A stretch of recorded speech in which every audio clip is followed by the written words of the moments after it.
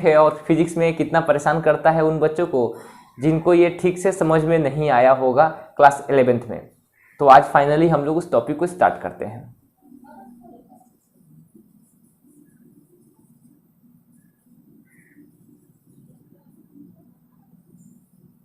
Differentiation, आज का हमारा टॉपिक क्या है? डिफरेंशिएशन। बेसिकली डिफरेंशिएशन में करते क्या है, बेसिक इंट्रोडक्शन आप लोगों को 11th में ही बता दिया गया है। क्योंकि आप लोग अब 12th में आ गए हैं तो 11th में आपको इतना बता दिया गया है कि डिफरेंशिएशन होता क्या है, बेसिक डिफरेंशियल ऑपरेटर्स क्या है, इसका यूज कैसे करते हैं। फिर भी मुझे बताना है, मैं बता दूंगा और आप लोग इसको ग्रैस्प करेंगे। देखिए डिफरेंशिएशन मीन्स होता क्या है, किसी चीज को पार्ट्स में स्प्लिट करना। इंग्लिश का एक वर्ड है डिफरेंशिएट। अब बहुत पहले आपने हिस्ट्री में पढ़ा होगा, ब्रिटिशर्स जो आए थे इंडिया में उन्होंने एक पॉलिसी अपनाया कि differentiate and rule. Differentiate and rule कहने का मतलब क्या, उन्होंने बड़े बड़े एम्पायर को और बड़े बड़े कंट्रीज को या बड़े जो स्टेट था उसको डिफरेंशिएट कर दिया, पार्ट्स में तोड़ दिया। और पार्ट्स में तोड़ने के बाद क्या हुआ, उस पर अटैक करना उसको इजी हो गया। अब एक बहुत बड़ा कंट्री है, उसके पास बहुत बड़ा ट्रूप है, बहुत बड़ी सेना है, तो उस पर अटैक करना और उस पर जीतना काफ़ी डिफिकल्ट हो जाता है किसी एक यूनिट के लिए या टीम के लिए। लेकिन जब हमने उस बड़े एम्पायर को छोटे छोटे पार्ट्स में तोड़ दिया, सब आपस में लगे, अपने आप को एक स्टेबल स्टेट बना लिया सबों ने। अब वो जो पहले एक 100 यूनिट का ट्रूप था, अब वो 25-25 का 4 हो गया। तो अब 25 यूनिट के ट्रूप पर अटैक कर पाना ये इजी था उनके लिए। तो यही था डिफरेंशिएट एंड रूल पॉलिसी। लेकिन हमें यहाँ डिफरेंशिएशन पढ़ना है। अब ये डिफरेंशिएशन क्या है, डिफरेंशिएशन मीन्स वही होता है एक लंबे बड़े स्पैन को छोटे छोटे पार्ट्स में, यूनिट्स में तोड़ देना। इसको बोलते हैं डिफरेंशिएट करना, तोड़ना, डिफरेंशिएशन। इसका जस्ट रिवर्स होता है, एंटीनिम होता है integration. Integrity is the best policy हमने पढ़ा है, मतलब एकता में बल है इस तरह का, या एकता बहुत इंपॉर्टेंट है, वो यूनिटी इस तरह का, यूनिटी इज स्ट्रेंथ, तो दैट इज कॉल्ड इंटीग्रेशन। तो डिफरेंशिएशन का मैथ्स में भी उल्टा होता है integration, reverse. Integration is the reverse of differentiation. Differentiation means तोड़ते हैं, इंटीग्रेशन में जोड़ते हैं। फिजिक्स में आपने दोनों ही सीखा है। तो देखिए डिफरेंशिएशन में हम लोग स्टार्ट करते हैं इसको dy by D x. Generally differentiation कहने का मन, जैसे डिफरेंशिएशन मैंने जैसे डिफरेंशिएशन बोला आपके मन में dy by D X image आने लगा होगा। बिल्कुल सही, differentiation means dy by D X. या dy बाई डी एक्स क्या, d of any function with respect to d x और y और z और अल्फा बीटा, जिस पर वो फंक्शन डिपेंड करेगा, तो इसको डिफरेंशिएशन बोलते हैं। इसको हम ये भी बोल सकते हैं कि slope of the tangent of any curve. कोई एक फंक्शन दिया है, उसका ग्राफ हमने ड्रॉ किया और उस पे किसी एक पॉइंट पर जो टेंजेंट ड्रॉ करेंगे उसके स्लोप को भी डिफरेंशिएशन से डिनोट करते हैं, dy बाई डी एक्स से डिनोट करते हैं। इसको बोलते हैं डेरिवेटिव। एक बार जब डिफरेंशिएट कर लेंगे किसी फंक्शन को तो क्या बोलेंगे उसको, डेरिवेटिव। सबसे पहले समझते हैं फंक्शन, हम जो बार बार बोल रहे हैं एक वर्ड फंक्शन। फंक्शन क्या है, जैसे हमने लिखा x Q plus 4x square minus 3x plus 7, यह एक मैथमेटिकल अलजेब्रिक एक्सप्रेशन है। एक्सप्रेशन, यह जो एक्सप्रेशन इसको पॉलिनोमियल भी कहते हैं। अब ध्यान से देखिए, इस पॉलिनोमियल का अगर बात करें कि यह पॉलिनोमियल किस पर डिपेंड कर रहा है, तो x पर डिपेंड कर रहा है। यह पॉलिनोमियल जो हमारा है इट डिपेंड्स अपॉन x पर डिपेंड करता है, ठीक है। और इसको अगर हम इसको लिख सकते हैं it is a function of x। इस पॉलिनोमियल को हम कह सकते हैं कि it is a function of x। Function of x कहने का मतलब यह जो अलजेब्राइक हमारे पास एक्सप्रेशन दिख रहा है यह x का एक फंक्शन है, मतलब यह x पर डिपेंड करता है। डायरेक्टली और इनडायरेक्टली डिपेंड कर सकता है, लेकिन यहां तो डायरेक्टली डिपेंड कर रहा है। इट मींस x का वैल्यू अगर हम चेंज करते हैं, अल्टर करते हैं, बदलते हैं, तो इस पूरे जो पॉलिनोमियल का जो वैल्यू है जिसको हम fx से डिनोट कर रहे हैं वह चेंज करेगा। मतलब एट x बराबर 0, x का वैल्यू अगर 0 रखोगे तो f ऑफ 0 क्या होगा, x की जगह 0 रखोगे तो क्या हो जाएगा, 0 का क्यूब प्लस 4 इंटू 0 का स्क्वायर माइनस 3 इंटू 0 प्लस 7। तो ये सब 0 हो गया, वैल्यू क्या हो गया 7, एफ ऑफ 0 का वैल्यू 7।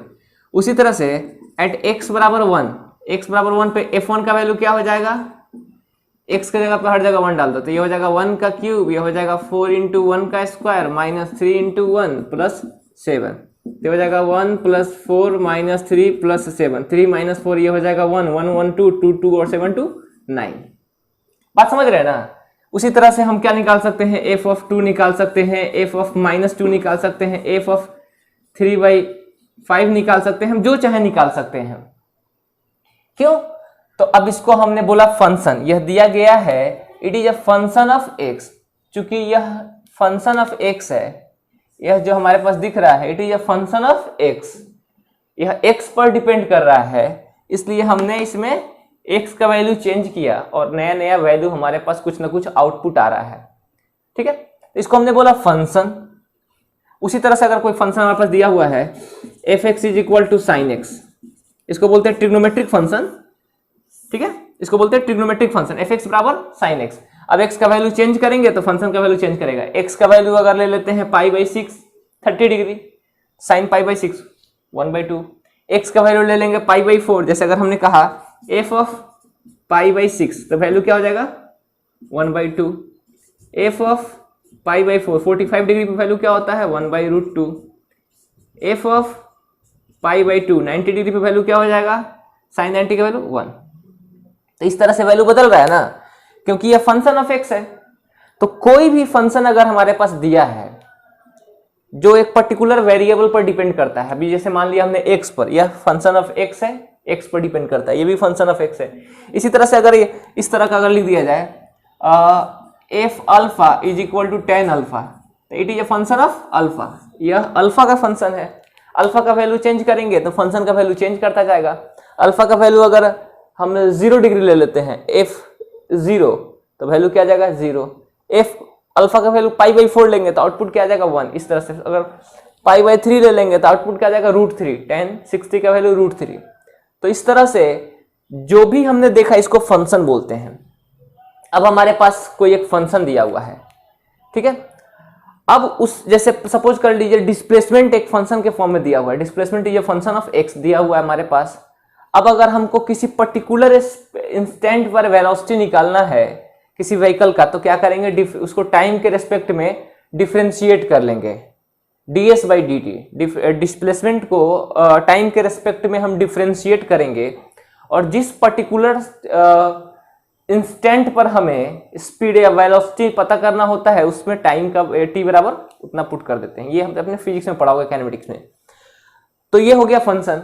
अब फंक्शन मैं क्यों बता रहा हूं, क्योंकि देखिए जैसे ये हमारे पास एक फंक्शन है x के टर्म में, चूंकि f is a function of x, f जो है यहां पर किसका फंक्शन है, x का फंक्शन है।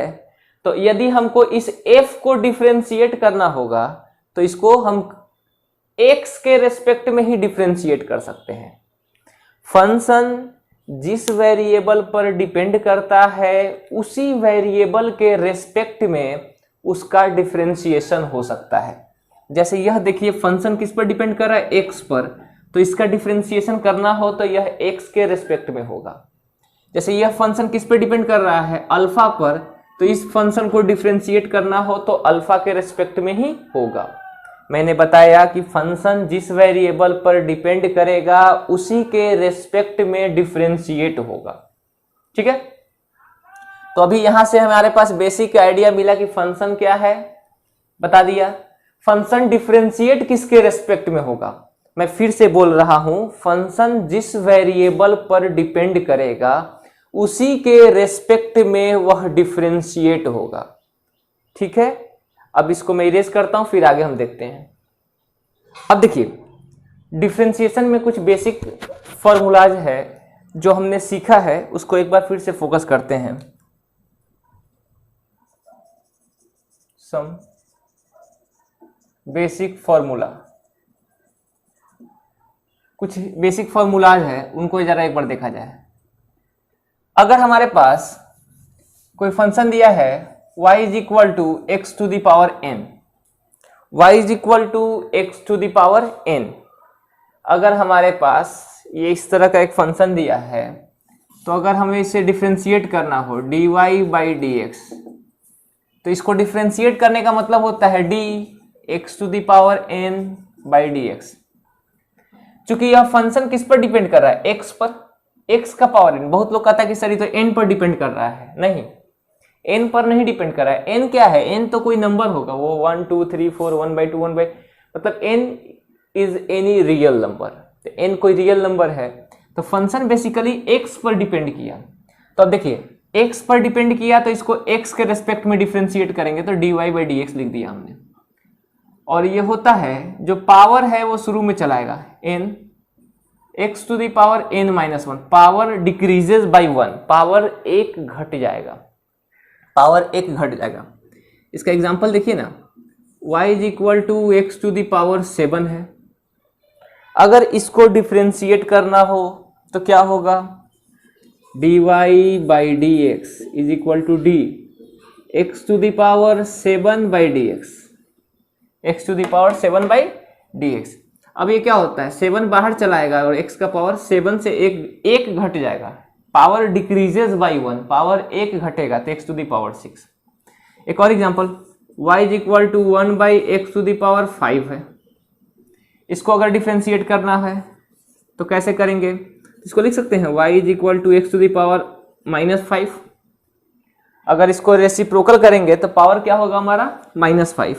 अब देखो अगर dy बाई डी एक्स अगर हम करते हैं तो D X to the power -5 by D X, ठीक है। अब ये क्या हो जाएगा, पावर जो है वो शुरू में आएगा, पावर क्या है उससे कोई मतलब नहीं है, what ever the power is it doesn't matter. मतलब पावर वो माइनस में है, पावर ये प्लस में है, पावर फ्रैक्शन में है, पावर क्या है उससे मतलब नहीं है, लेकिन पावर जो भी होगा वो पहले शुरू में आएगा, कोफिशिएंट बनेगा। पावर जो भी है वो कोफिशिएंट बनेगा, पावर जो भी रहेगा वो कोफिशिएंट बनेगा। फिर क्या, x, और पावर एक घटेगा, पावर डिक्रीजेज बाई 1, एक से घटेगा। पावर n था तो घट के n-1 हुआ, पावर 7 था तो घट के 6 हुआ, पावर -5 है तो घट के क्या होगा, -4। बहुतों को ये दिमाग में जाएगा -4, लेकिन घट के यह -6 होगा। पावर क्या है, -5 है तो घट के क्या होगा, इसमें एक घटाएंगे तो -6 होगा ना, लेकिन बहुत सारे बच्चों को लगता है कि यह -4 हो जाएगा, तो ध्यान दीजिएगा वहां गलती हो जाएगा आपसे। इसी को आपके बुक में इस तरह से लिख देगा, -5 by X to the power 6। Power negative है तो रेसिप्रोकल में कर दिया। यह पहला फॉर्मूला था जो आपको आता होगा अगर आपने 11th में पढ़ा होगा इसको तो, और पढ़ना ही है, बिना इसको पढ़े फिजिक्स आप बना नहीं पाते होंगे न्यूमेरिकल्स। तो ये फर्स्ट फॉर्मूला हमारे पास है, ये हमारे पास पहला फॉर्मूला हो गया, this one is our first formula, ठीक है ना। अब ये नीचे में dx ही क्यों लिखे हैं, इसके पीछे रीजन है कि फंक्शन x पर डिपेंड कर रहा था, यहाँ x, अगर ये अल्फा रहता तो यहाँ अल्फा होता। यह फर्स्ट फॉर्मूला है। इसी तरह से बाकी के फॉर्मूलाज को पहले मैं लिख देता हूं। Second formula, d sin x by D x, D sine x by D X क्या होता है, साइन को डिफ्रेंशिएट करेंगे तो क्या होगा, cos x होगा। Third, d cos x by D x, cos को डिफ्रेंशिएट करेंगे तो माइनस ऑफ साइन x होगा। d tan x by D x, tan को डिफ्रेंशिएट करेंगे तो sec square x। d sec x by D x, तो ये होता है sec x into tan x। d cot x by D x, ये हो जाएगा minus of cos square x। d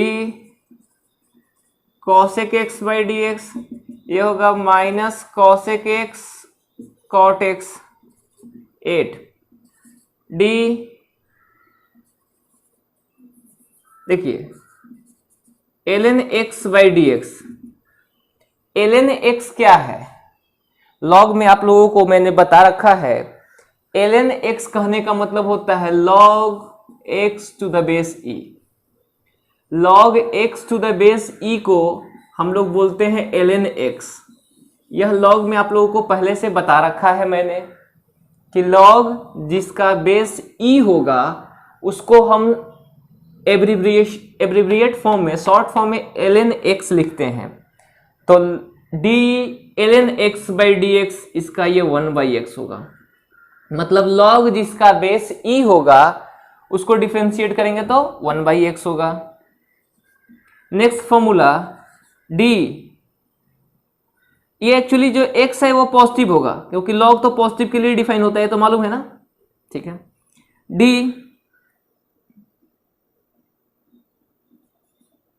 e to the power x है, e to the power x है by D x है, तो इसका e to the power x होगा।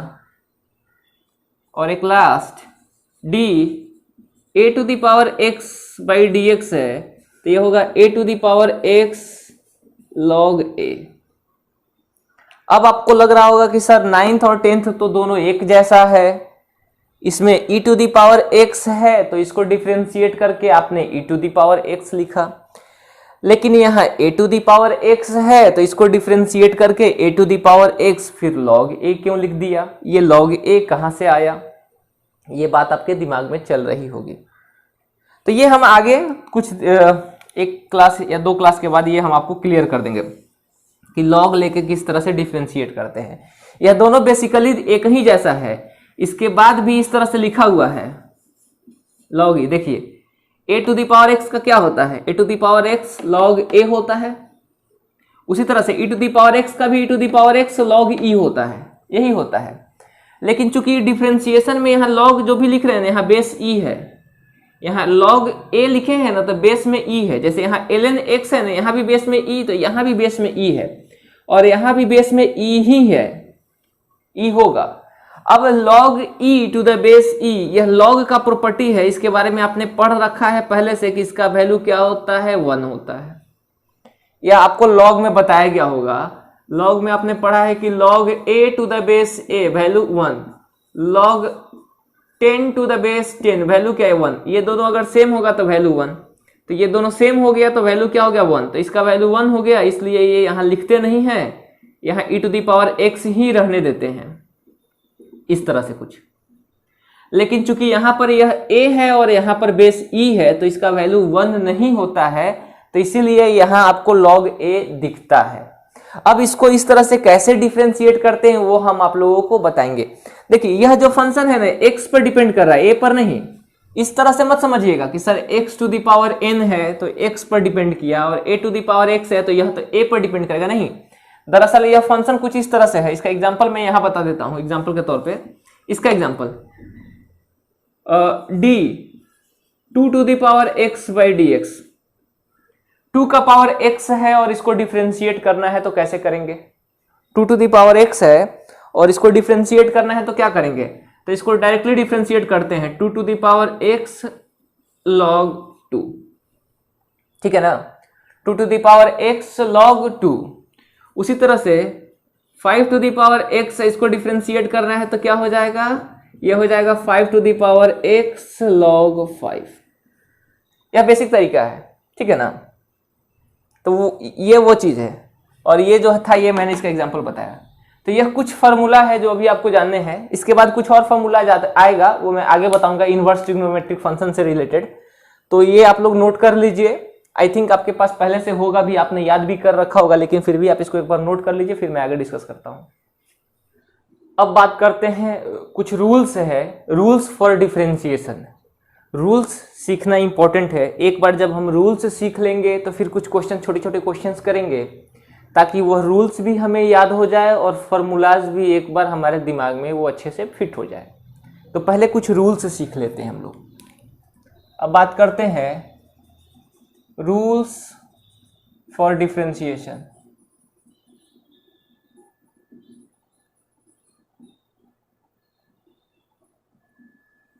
Rules for differentiation, अब उन रूल्स के बारे में एक बार ठीक से जान लेते हैं। सिंपल रूल्स है, ध्यान दीजिएगा आप लोग। फर्स्ट रूल क्या कहता है, y बराबर कोई u है, जहां पे u क्या है, कोई कांस्टेंट है। सपोज कीजिएगा u is any constant, y बराबर u क्या है, कांस्टेंट है। अब देखिए अगर इसको डिफरेंशिएट करना हो dy बाई डी एक्स, तो du/dx होगा, दोनों तरफ d/dx लगा दिया हमने। चूंकि u क्या है, कांस्टेंट है, इसका डेरिवेटिव 0 होगा। याद रखिए कांस्टेंट का डिफरेंशिएशन करेंगे तो रिजल्टेंट 0 होगा। जैसे एग्जांपल y बराबर हमारे पास दिया है 7। 7 एक कांस्टेंट है और यह किसी पर डिपेंड नहीं करता है। क्या 7 किसी पर डिपेंड कर रहा है? नहीं, 7 वह 7 ही रहेगा। किसी भी हाल में 7 8 नहीं होगा, 9 नहीं होगा। गर्मी का मौसम हो, ठंडे का मौसम हो, बरसात का सीजन हो, जैसे अभी चल रहा है, 7 का 7.1 नहीं होना है। 8 तो बहुत बड़ी बात हो गई, 7 का 7.1 नहीं होना है, वो 7 एज इट इज 7 ही रहेगा। तो यह कांस्टेंट है। और अगर आपको इसको डिफरेंशिएट करना हो, मतलब dy/dx कोई कहे कि निकालो, तो आप करेंगे d7/dx, दोनों साइड d/dx लगा दिए और इसको डिफरेंशिएट करके बोलेंगे सर इसका आंसर तो 0 आएगा। तो हम कह सकते हैं डिफरेंशिएशन ऑफ अ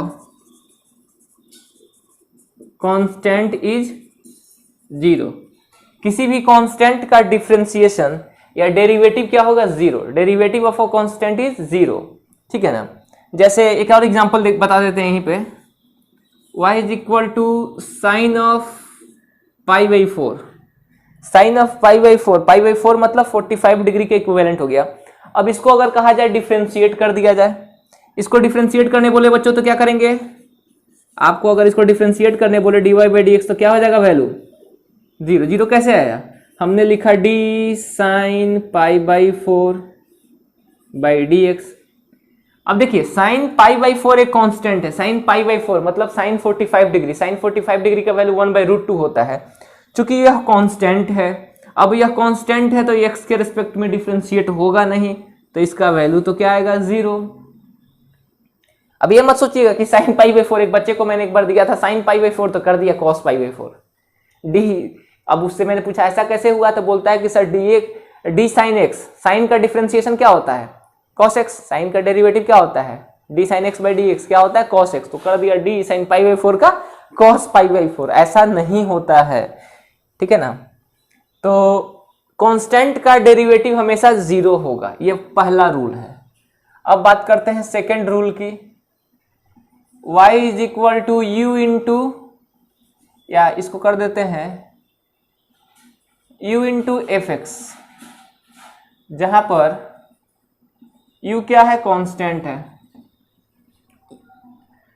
मतलब एक कोई फंक्शन ऑफ x दिया है, उसमें कांस्टेंट से मल्टीप्लाई किया गया है, तो इसको डिफरेंशिएट करने बोले dy/dx, तो कांस्टेंट जो है उसको बाहर ले लो और जो फंक्शन है उसको डिफरेंशिएट कर दो। चूंकि फंक्शन x पर डिपेंड कर रहा है तो इसको x के रेस्पेक्ट में हमने डिफरेंशिएट कर दिया। कांस्टेंट को बाहर ले लेंगे और फंक्शन को डिफरेंशिएट करेंगे। इसका एक एग्जांपल देखिए और समझिए।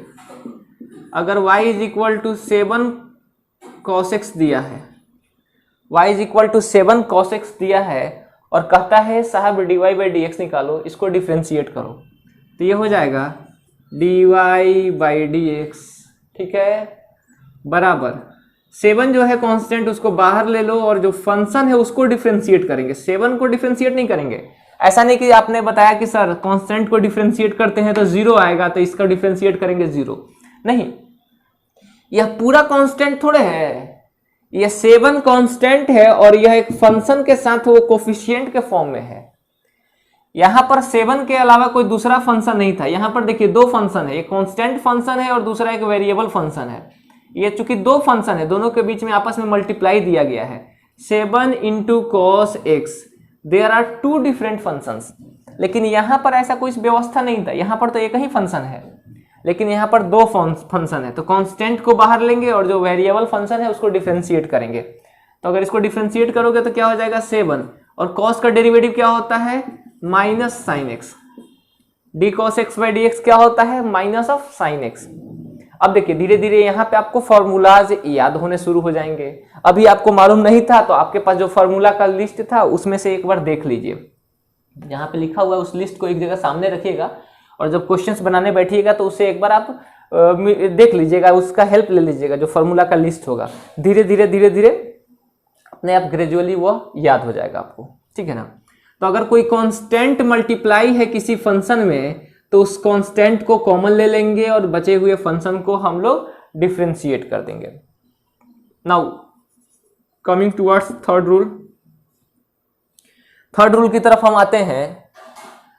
अगर हमारे पास y इज इक्वल टू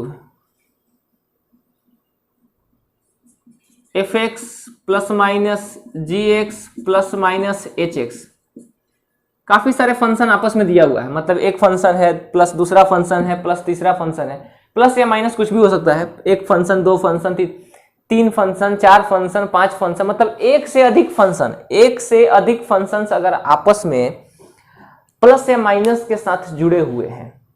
मैंने बताया एक से अधिक फंक्शंस अगर आपस में प्लस या माइनस के साथ जुड़ा हुआ है तो क्या करेंगे, सबों को अलग अलग डिफरेंशिएट करेंगे। अगर किसी ने कहा कि साहब dy बाई डी एक्स बताओ क्या होगा, तो सबको अलग अलग डिफरेंशिएट करेंगे, मतलब D F x by D x, plus या माइनस जो भी रहेगा उसको लिख देंगे, फिर D G x by D x, plus या माइनस जो भी है लिख देंगे, फिर D H x by D x. ध्यान दीजिएगा मैंने क्या बोला कि आपस में बहुत सारे फंक्शन प्लस या माइनस से जुड़े रहेंगे, तो कैसे इसको डिफरेंशिएट किया जाएगा। इसको डिफरेंशिएट करने का बहुत आसान तरीका है, सबों के साथ अलग अलग डिफरेंशिएशन हम अप्लाई करेंगे। इसका एक एग्जांपल देखिए ताकि यह समझ में आ जाए। इसको पहले हम एक हाईलाइट कर दें ताकि आपको मालूम चल सके कि यह रूल क्या है। यह हमारा रूल था जो आपके सामने है, ठीक है ना। अब एक एग्जांपल के तौर पे इसको भी समझते हैं। ये चूंकि ये वाला रूल नहीं है, इसको बॉक्स में नहीं हाईलाइट करते हैं, कंफ्यूजन ना हो। रूल हमारे पास ये है, डिफरेंशिएशन ऑफ अ कांस्टेंट क्या होता है, जीरो होता है। अब देखिए इसका एक एग्जांपल देख लिया जाए। एग्जांपल इसका देखते हैं। अगर हमारे पास दिया हुआ y is equal to sine x plus 7 e to the power x minus log x, ठीक है। एक फंक्शन दिया हुआ है, इसमें अलग अलग तीन फंक्शन आपस में प्लस और माइनस के साथ जुड़ा हुआ है। इन दोनों फंक्शन के बीच में प्लस है और इन दोनों फंक्शन के बीच में एक और फंक्शन कर दो, इसमें +5 कांस्टेंट लगा दिया। अब देखिए अगर अब इसको डिफरेंशिएट किया जाए, अगर आपसे कहा जाए कि साहब dy बाई डी एक्स बताओ क्या होगा, तो डायरेक्ट करते हैं। साइन का डिफरेंशिएशन क्या होता है, साइन का डेरिवेटिव होता है cos x प्लस, अब इसको ध्यान से देखिए, ये वाला जो काम है ये इस तरह का है, 7 इंटू फंक्शन, 7 cos x था, उसी तरह से 7 इंटू दी पावर x, कांस्टेंट और एक फंक्शन, कांस्टेंट और एक फंक्शन। तरीका क्या है, कांस्टेंट को बाहर ले लेते हैं, 7 को बाहर ले लेंगे और इसको डिफरेंशिएट करते हैं। तो e to the power x को डिफरेंशिएट करेंगे तो इसका डेरिवेटिव क्या होगा, इसका derivative e to the power x ही होगा, इसलिए e to the power x minus, बच्चों ये log x को डिफरेंशिएट करते हैं तो क्या होता है, फॉर्मूला आपको मैंने बताया है 1/x, तो ये हो जाएगा 1/x। ध्यान दोगे यह log x है, यहाँ बेस में e है, बाय डिफॉल्ट आप अभी उसको डिफरेंशिएशन में e समझेंगे, ठीक है। अब कुछ लोगों के मन में आ रहा होगा कि सर e के जगह पे बेस कुछ और रहता तो बेस 2 रहेगा, बेस 10 रहेगा, बेस 5 रहेगा, तब कैसे करेंगे, वो मैं सिखाऊंगा, वो मैं आपको बता दूंगा, थोड़ा वेट करिए, धीरे धीरे धैर्य रखिए। अब देखिए बच्चों इस 5 को डिफरेंशिएट करेंगे तो क्या होगा, 0। क्यों 0 होगा, क्योंकि 5 क्या था, कांस्टेंट था, और मैंने बताया कि अभी कांस्टेंट का डिफरेंशिएशन क्या होता है, 0। ऐसा मत समझ लेना कि सर खाली 7 का डिफरेंशिएशन 0 होगा।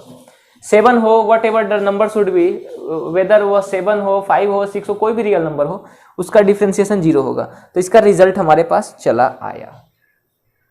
एक बार मैं फिर से बताता हूं मैंने क्या किया।